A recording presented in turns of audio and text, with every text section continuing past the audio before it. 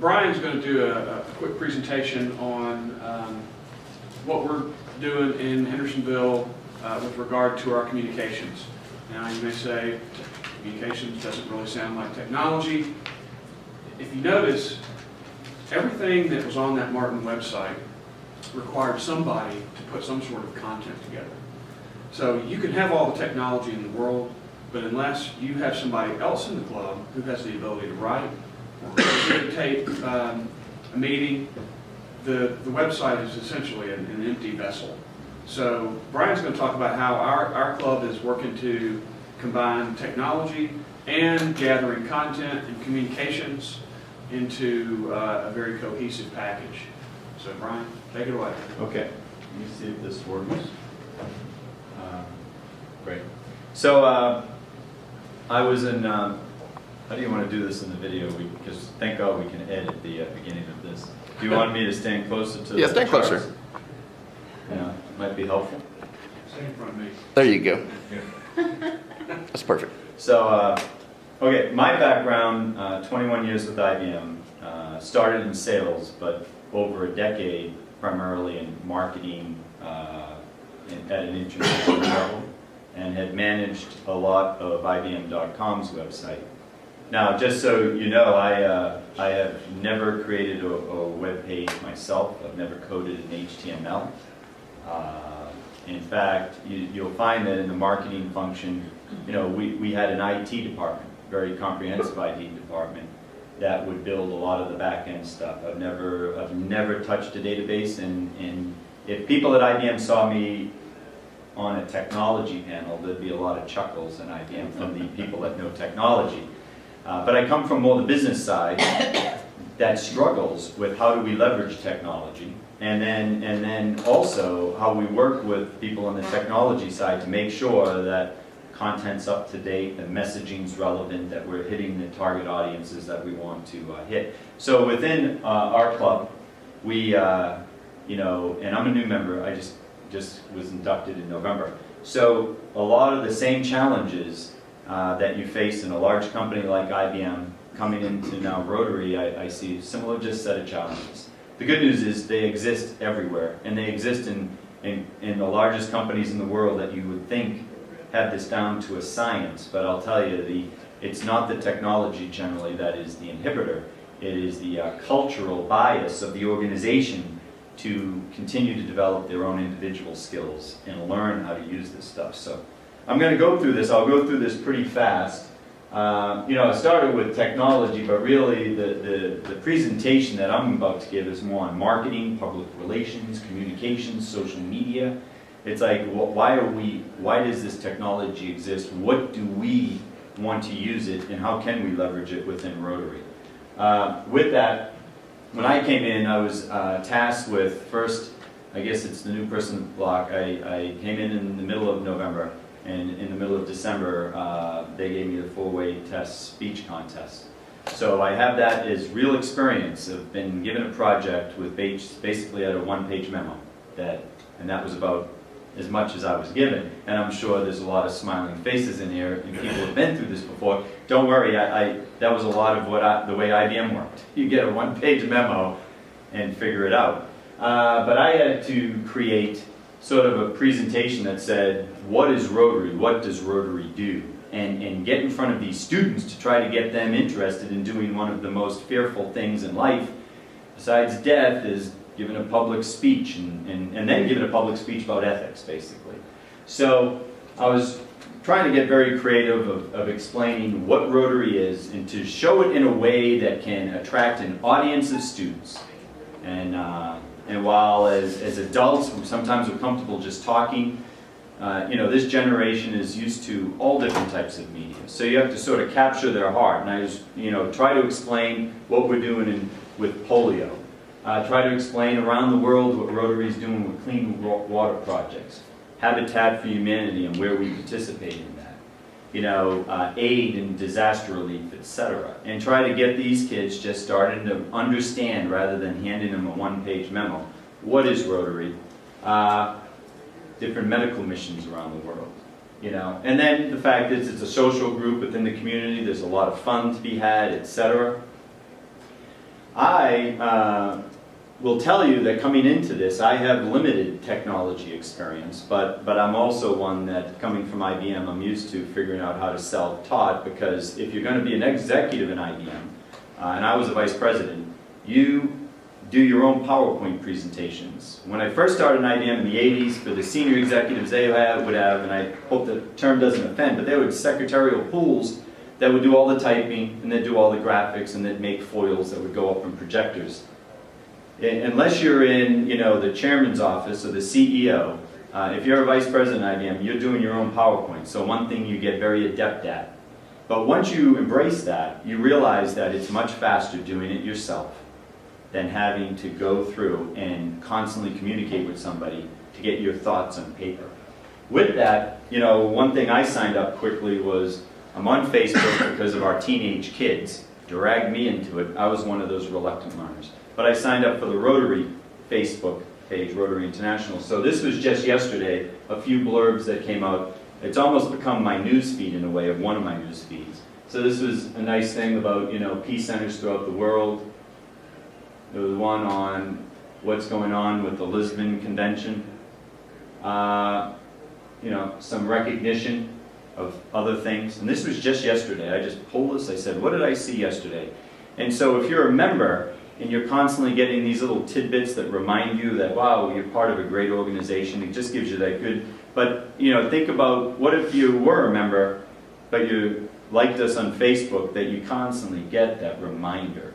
Or if you've gotten your friends to like this page, and then you're constantly educating them just through their Facebook feed. How many of you use Facebook? So half the room.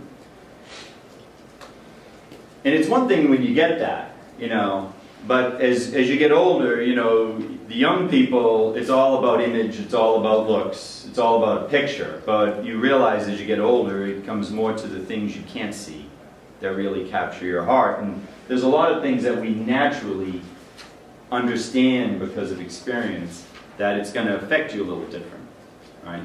So yesterday in the news feed, something that affected me was, wow, the type of commitment that Rotarians and sacrifice certain ones are making around the world for a cause they deeply believe in. It just draws you in. And this is sort of the PR marketing of Rotary that we each should be doing. On us, every one of us should be part of the PR committee, really. And I'll get into that. What are our challenges that we found in our club, and especially members like Eric, that everyone's coming to him because the minute you get labeled a technology guru, they just want to dump things on you. And next thing you know, you're the editor of the Gazette, when you shouldn't be the editor of the Gazette. You should just be facilitating an editor to pull the thing together. But since the Gazette now is online, they just think, well, that's all technology, and technology magically makes stuff appear. Well, we have the same issues, I'm sure, that you might run into. Number one issue I find coming in, and I saw this in IBM, as we culturally transition the workforce to force them to adapt the tools, and you can do that in a company. You can't do that in a club where everyone's volunteering. But fear of technology was the number one inhibitor in terms of us making it easy for all of us to do what we love to do. Then we get into, okay, is what we are creating, is the communications effective? Is the content kept up to date? The websites, are they easy to navigate? Are they intuitive when you go to them? Can you find what you're looking for if you do use the website?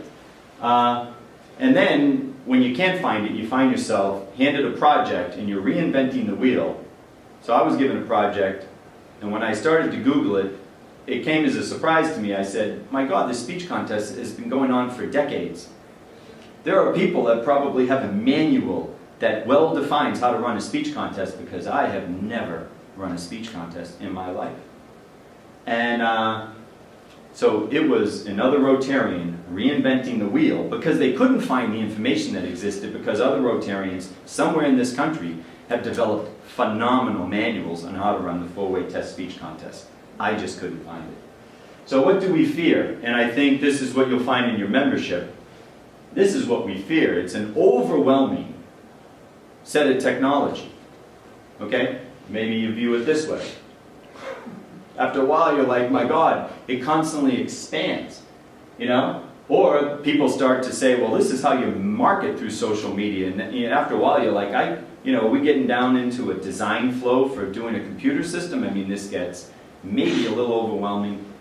And it just expands and expands and expands. And what we start to see, you can understand why people are just reticent. They, jumping into this, they feel like, I'll never catch up. I will never be able to learn this.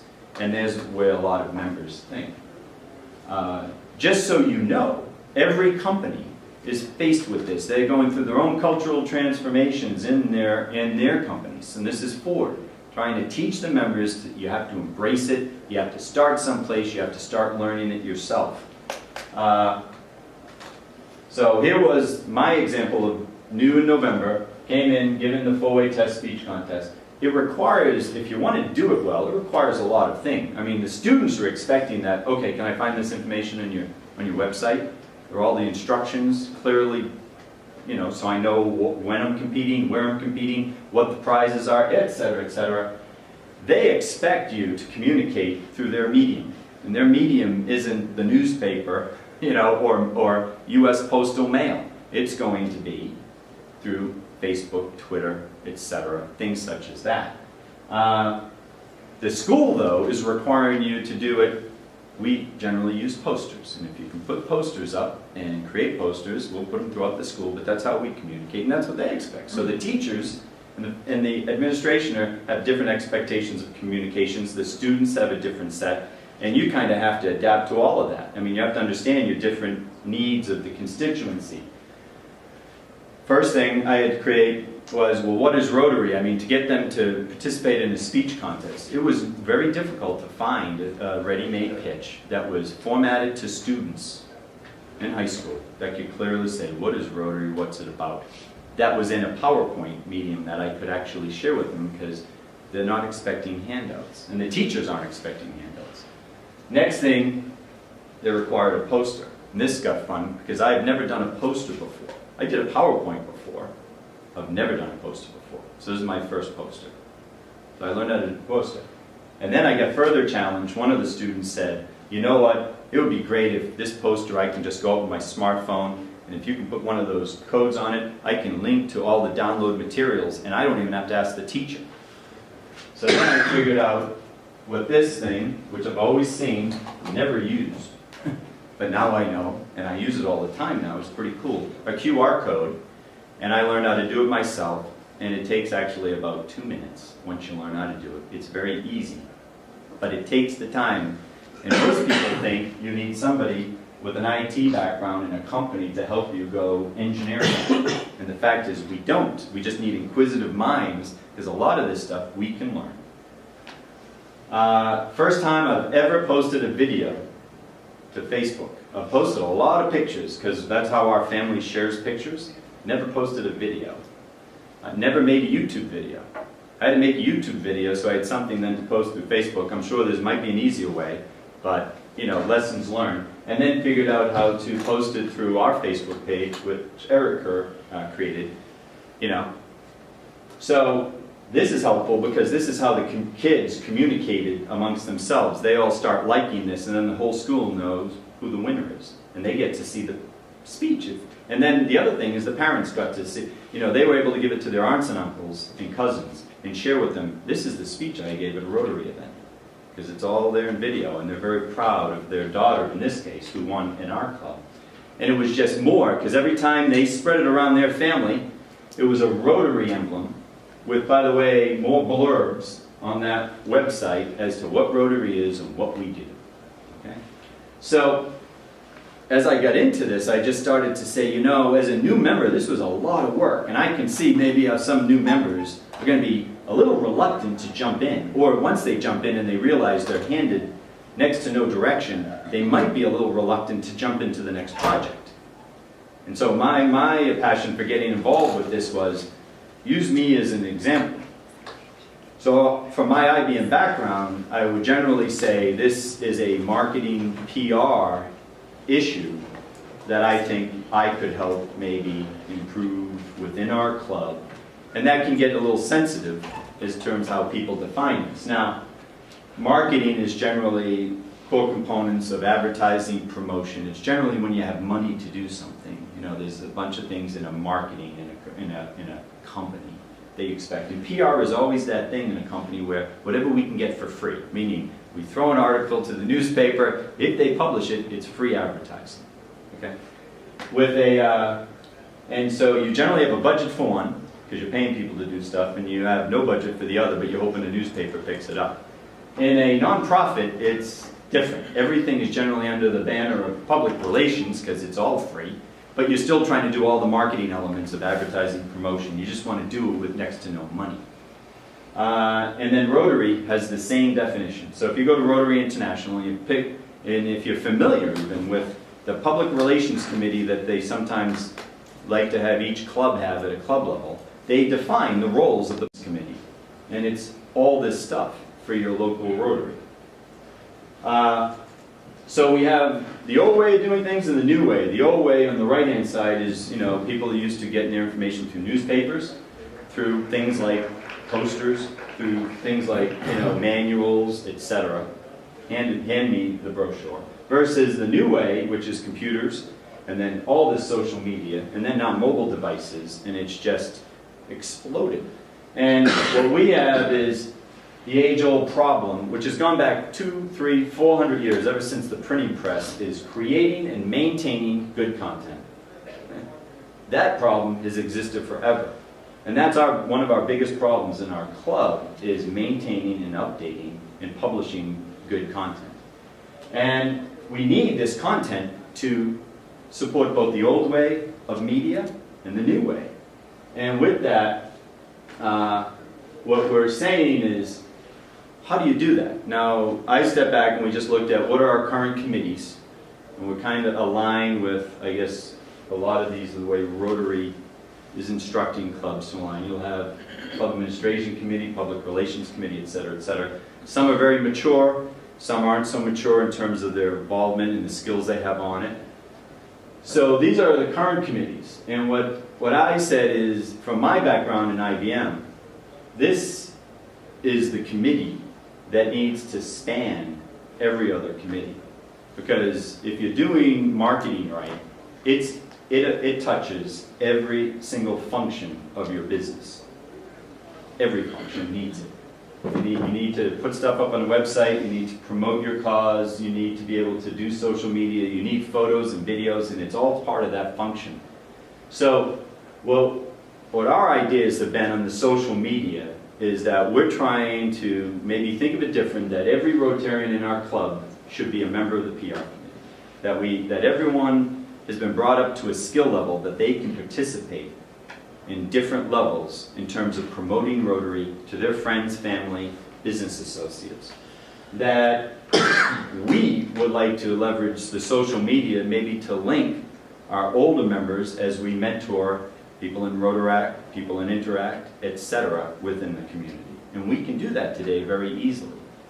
That we have a lot of former Rotarians that we might want to retain back at some point in the future. And in today's day and age, with some of this, quote, technology, it's very easy to keep connected with them and keep messages in front of them about who Rotary is and what's going on in their local club and then internationally, etc. And then, like this conference, there were a lot of great speeches. And one of the reasons we want to videotape it is you might have members back in your clubs that maybe there were 2, 3 speeches that you say to one person, you need to see these. They were great. Or, I know you're interested in this subject. Check out this pitch. And now you'll have the video to be able to point them to. All part of the PR marketing function. So what we're doing is we're creating a steering committee within our club, and we're trying to make sure we create the right type of skills to step back and look at our whole PR marketing strategy with technology. Say, what can we do? And we're looking for people with these backgrounds that will participate, and we're going to run 2 sessions, 2 planning sessions basically, and then that's going to output a strategy that then we're going to then just take in steps. So nothing is going to be tomorrow. It's very different in the Hendersonville Club, but if we take it in steps, we can just start. People can see a roadmap based on what the club membership wants to do, by the way. Nothing, you can't you can't shove this down anyone's throat. This has to be what the club membership feels that will really help us promote what we're doing. With that, these are the type of skills we're trying to get on this committee. We need the best PR advertising experts. We need people that have backgrounds in education and training. We need people with great writing and editorial skills. And of course, we will need people with technology skills. But one of the most fundamental things is we need great leadership and organizational skills to wrap this whole thing together. With that, there's a lot of people, you know, Rotarians, and then we look at Rotaract clubs and Interact clubs. We span all ages. But I just want to let you know that even for seniors, there are more seniors using this and getting comfortable with this. My father is 81 years old. He's on Facebook. He loves Skype. He talks to his grandchildren. He just Skypes my brother and says, put my granddaughter on that screen. And he's talking to her. And he's sharing pictures, and he's seeing their pictures, and they live 3 states away.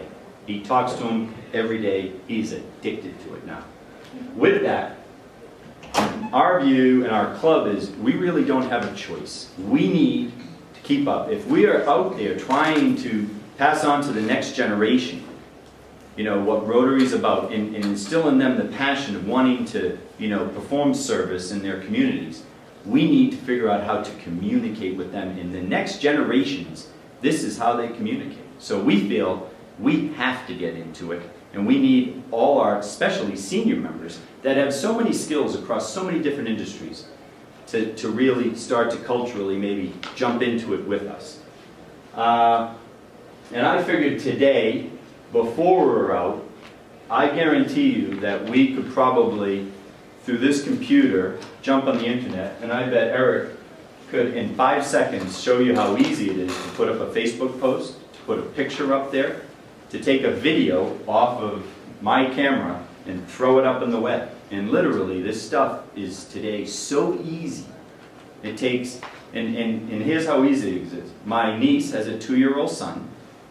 He is so proficient now with the iPad, he takes it away from his mother because she's too slow, because he knows exactly how he has to get to that Lion King video.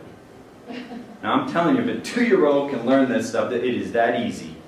And so if we can really think differently about this whole area of quote technology, and in this room I'm guessing are the people that are slightly technical, we need to be the ones teaching others that it's not that hard. And we got to get everyone involved. So, with that,